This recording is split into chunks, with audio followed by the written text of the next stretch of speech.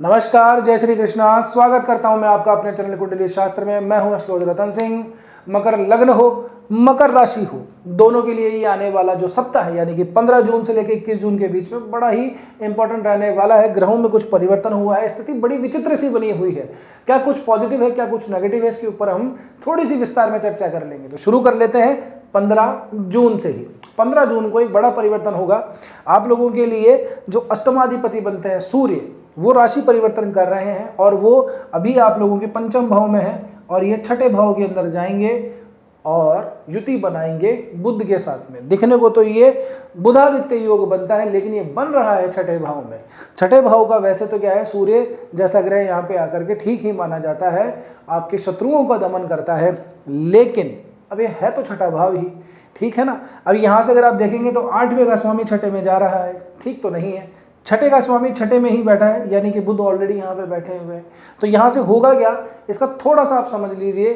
अगर आप ऐसा है कि सरकारी सेवा के अंदर हैं, सरकारी सेवा में अगर कोई लीगल प्रोसेस को अगर आप थोड़ा सा फेस कर रहे हैं, तो थोड़ा सा आप लोगों के लिए समय ऐसा है कि मैं कहूँगा पॉजिटिव है।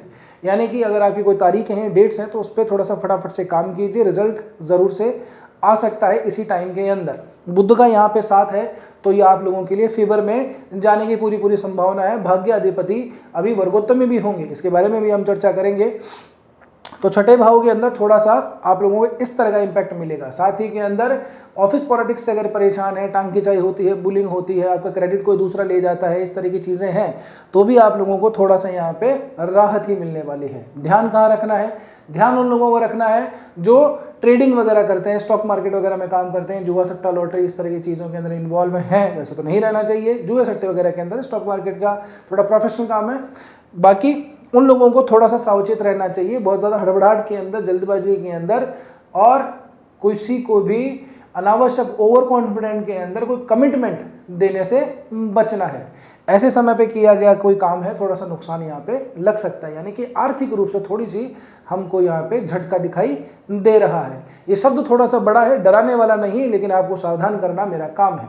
स्टॉक मार्केट वगैरह में अगर आपका काम नहीं है तो फिर चीज़ें ठीक है, इट्स ओके, कोई दिक्कत वाली बात नहीं है।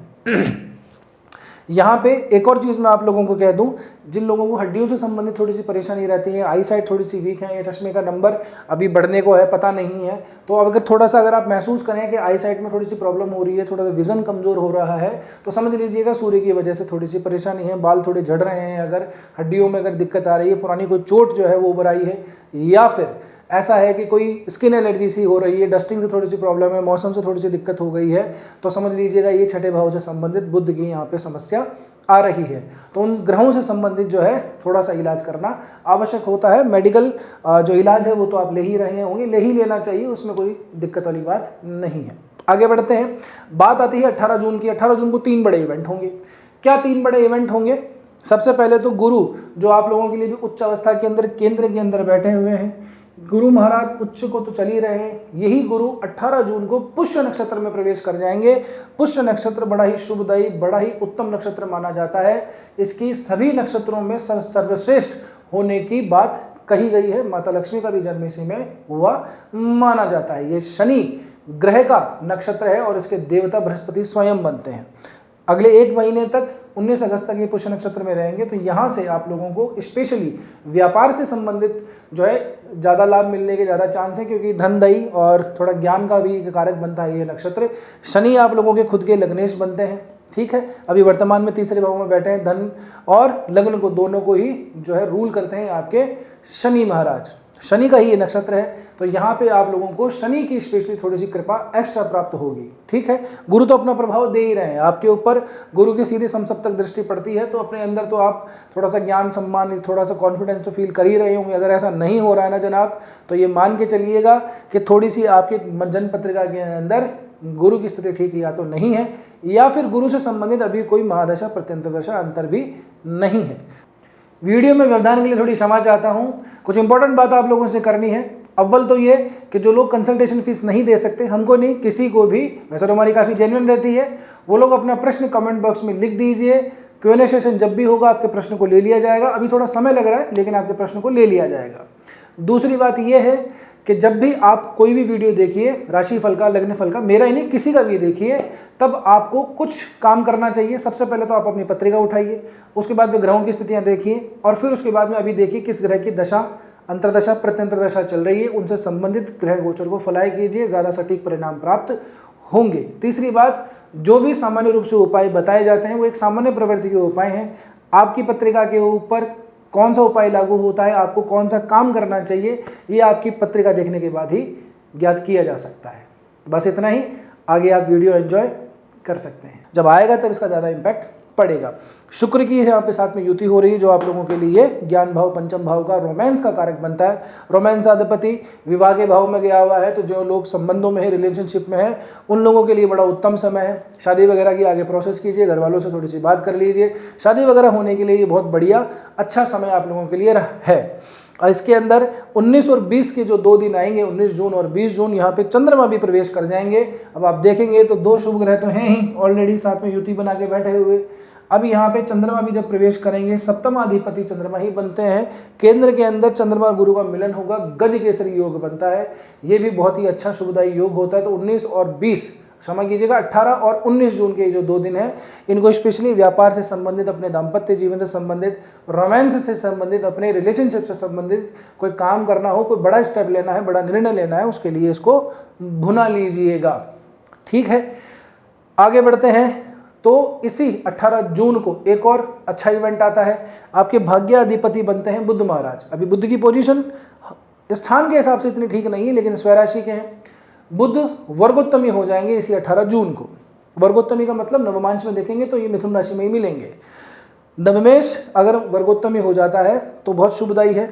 तो यहाँ से भाग्य का सपोर्ट आप लोगों को अच्छा खासा मिलता हुआ दिखाई देता है। ठीक है, अगर आप ऐसे कामों के अंदर हैं, ऐसे पेशे में हैं जहाँ पे आपका कोई कंटेंट क्रिएशन का काम है, आपका कोई वीडियो एडिटिंग से रिलेट करता हुआ काम है, मार्केटिंग का है, आप स्वयं जो है मार्केटिंग का काम करते हैं किसी कंपनी के अंदर, या फिर HR वाली पोजीशन के ऊपर हैं, है ना, या फिर राइटर हैं, मीडिया पर्सन हैं, टीचर हैं, उन लोगों के लिए विशेष थोड़ा सा फलदायी रहेगा। मैंने जो कहा था legal court case, office environment, उसमें थोड़ी सी प्रॉब्लम दिखाई देती है।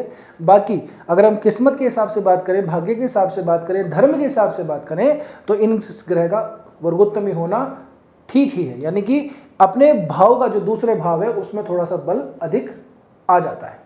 ठीक है जनाब, अब आगे बढ़ते हैं। तो तारीख आती है 20 जून की। 20 जून को एक और अच्छा काम हो रहा है। काम क्या हो रहा है आपके, एक तो चौथे भाव के स्वामी और आपके लाभ भाव के स्वामी मंगल बनते हैं, जो स्वयं अपनी मूल त्रिकोण की राशि मंगल में बैठे हैं। यहाँ पे बढ़िया अच्छा खासा एक योग बनाए हुए हैं। अब ये मंगल प्रवास कर जाएंगे 20 जून को। कहाँ पे आएंगे, पंचम भाव में मंगल आएंगे। मंगल यहाँ पे बैठ करके 8वें भाव को प्रभावित करेंगे, लाभ भाव को प्रभावित करेंगे, 12वें भाव को प्रभावित करेंगे। मंगल यहाँ से चौथी दृष्टि डालेंगे, यहाँ पे मंगल यहाँ से 7वीं दृष्टि डालेंगे अपनी खुद की ही राशि लाभ भाव के ऊपर, वृश्चिक राशि के ऊपर, और 8वीं दृष्टि डालेंगे आपके 12वें भाव के ऊपर। मंगल का पंचम भाव में चले जाना, आपकी जो ज्ञान है, आपकी जो स्पेशली स्टूडेंट वगैरह जो रहते हैं, जो कंपटीशन एग्जाम की तैयारी कर रहे हैं, या फिर स्कूल में भी हैं, कॉलेज में भी हैं, आगामी समय के अंदर एग्जाम होना भी है, रिजल्ट आना है, या फिर ऐसा नई स्ट्रीम के अंदर जा रहे हैं, तो उस दृष्टि से ठीक है। डिसीजन मेकिंग को फास्ट करता है, क्योंकि मंगल यहाँ तो ना तो अस्त हो रहा है, ना तो वक्री हो रहा है। तो मंगल का पंचम भाव में जाना डिसीजन को थोड़ा सा फास्ट बनाएगा, बुद्धि को थोड़ा तीव्र बनाएगा, क्विक डिसीजन लेने के अंदर ये काम करेगा। ठीक है ना।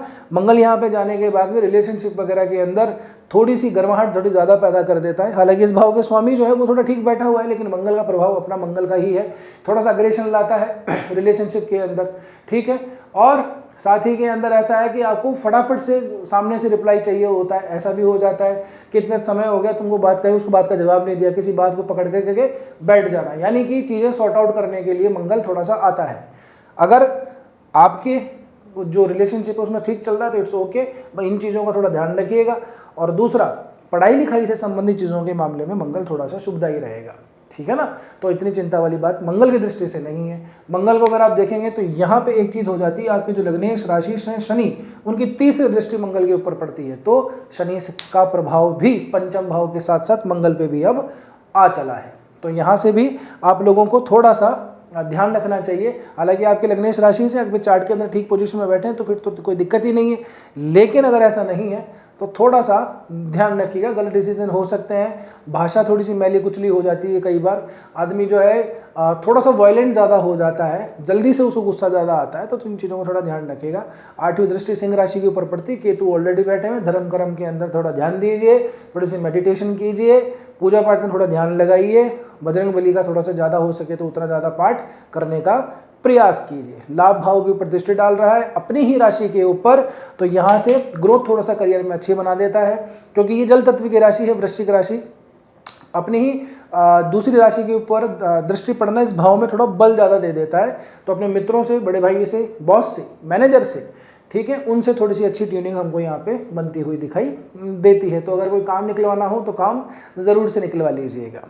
12वें भाव के ऊपर दृष्टि यात्राएं वगैरह को तरफ थोड़ी सी इशारा करती हैं, ठीक है। अब थोड़ा सा देख लीजिए, और क्या देखेंगे आप, करियर के पॉइंट ऑफ व्यू से देखें तो समय ठीक है, दशम से दशम गिनेंगे तो सप्तम भाव पड़ता है, इस हिसाब से देखेंगे तो यहाँ पे शुक्र ऑलरेडी बैठे हुए हैं, तो करियर के अंदर तो थोड़ा सा ठीक ही चल रहा होगा। अब कई बार ऐसा होता है कि यार पार्टनरशिप के अंदर ये गुरु का इतना अच्छा फल हमको नहीं मिल पा रहा है सर। 2 लोग तो कह रहे थे कि गुरु में बहुत बढ़िया होगा, ये होगा, वो होगा, तो अगर आपने नहीं देखा तो देख लीजिएगा, अक्टूबर तक का वो टाइम फ्रेम उसमें दिया हुआ है ना, कितना सच कितना झूठ करके ये वीडियो है, तो वो जरूर से देख लीजिएगा, पूरा गुरु का प्रभाव उसमें दिया हुआ है। प्रॉब्लम कहाँ पे आती है, क्या है कि इन दोनों ग्रहों के जो तत्व है ना वो बिल्कुल अलग अलग हैं। गुरु जो है वो आध्यात्मिक प्रवृत्ति का, धार्मिक प्रवृत्ति का ग्रह है, ज्ञान का कारक है, और शुक्र जो है वो मटीरियलिस्टिक चीज़ों की तरफ ज़्यादा आकर्षित होता है, उसकी अप्रोच भौतिक सुखों की थोड़ी ज़्यादा है।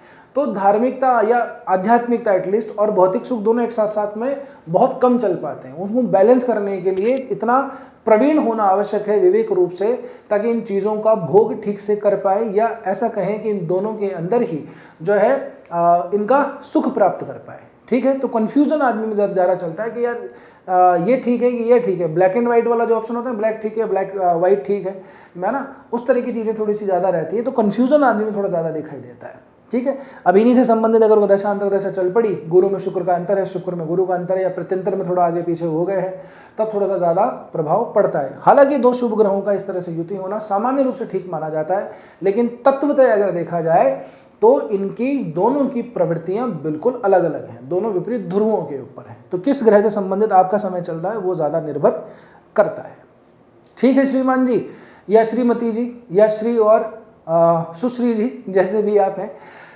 तो यहाँ तक पहुँचे हो तो वीडियो ठीक ही लगा होगा, उम्मीद तो मैं यही करता हूँ। अगर वीडियो ठीक लगा है तो लाइक भी आपने कर दिया होगा। रिक्वेस्ट मेरी आप लोगों से ये है कि कृपया करके चैनल को सब्सक्राइब कर लीजिए, और वीडियो को जितना हाइप हो सके उतना ज़रूर से दे दीजिएगा। बस आज की वीडियो में इतना ही, मिलते हैं अगले वीडियो में, तब तक के लिए स्वस्थ रहिए, मस्त रहिए, अपना और अपनों का ध्यान रखिए। जय श्री कृष्णा, जय श्री राम, हर हर महादेव, जय गौरी शंकर।